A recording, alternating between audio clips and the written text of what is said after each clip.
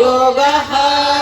धृतराष्ट्र उवाच धर्मक्षेत्रे कुरुक्षेत्रे समवेतायुयोत्सवः मामकाः पाण्डवाश्चैव किमकुर्वत सञ्जय।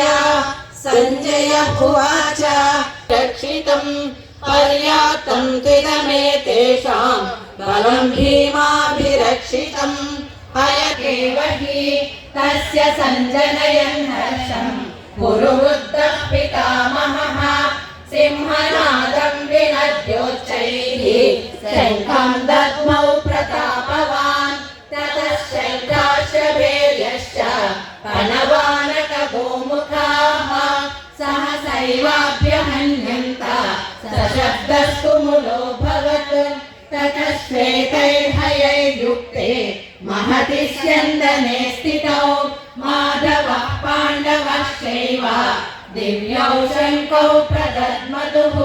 पाञ्चजन्यं ऋषिकेशः देवदत्तं धनञ्जय अनन्तविजयं राजा कुन्तीपुत्रो युधिष्ठिरः परमेश्वासः शिखण्डी च महारथः दृष्टद्युम्नो विराटश्च सात्यकिश्चापराजितः द्रुपदो द्रौपदेयाश्च सर्वशः पृथिवीपते सौभद्रश्च